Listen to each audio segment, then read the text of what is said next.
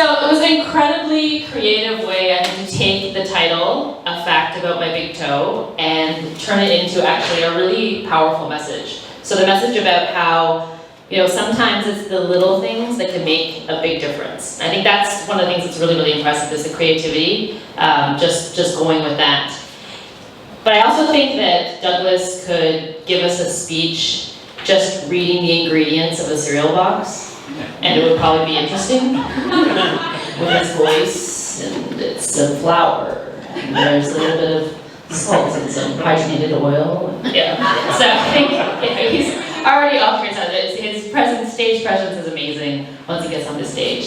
So for some of you, this speech probably sounded familiar because this was the time where you have to give a speech and then get feedback from your evaluator, and then use that feedback in a second speech. So this is the second time that some of us heard the speech, but it was just as interesting, and Douglas really did take a lot of the feedback from Lester and incorporate it into the new speech. So one of the parts that was big feedback was that he should have used his foot more as a prop. So we definitely saw a lot more of his foot this time. Eric especially saw a lot more of his foot. And I'm pretty sure most of us are going to be very hesitant about sitting in the front row now, in case something like that happens again. And the other feedback was to find a more powerful example than a juice box. So if you were here last time, one of the small things was using a juice box. But this time, Douglas actually gave us a really very powerful story about Alexander Fleming and how the tiny little mold is something that saved 200 million lives. So definitely a much more powerful example to illustrate how little things are important. The other one was fact check. So Lester made a comment about maybe some of the facts in the last speech were not necessarily fully accurate.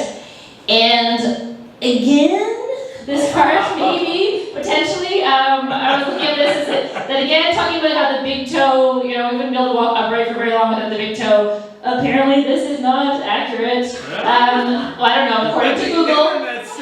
According to, I read a few, Scientific America, apparently. They're actually, which leads me to the next thing. You still had 1 minute left, so we could have added actually a lot more interesting facts about the big toe in that 1 minute. So one of them that's quite interesting is that surgeons are actually using big toes to replace thumbs, because thumbs are much more important to humans than the big toe, because you actually still can learn how to walk without the big toe. It's just not as comfortable or easy. You can even learn to run, supposedly.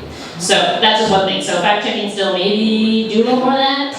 And the story leading up to how Sonia gave him the title, that was a really great build-up this time. Even though I knew what the ending was going to be, I was really excited about hearing that story and that process. I think that was another wonderful example. So the final challenge for you, Douglas, is you have so much stage presence that there's always kind of, I feel like, this invisible barrier between you and the audience. And because you're so tall as well, you're actually always kind of speaking over the audience in a way. And so maybe you can try next time to try and maybe sometimes put a chair here and sit down at the audience level, which would actually bring you more into the audience and then help you to make more eye contact with. That would be my only suggestion. Otherwise, fantastic speech. I loved it again the second time. And congratulations, and looking for the next one.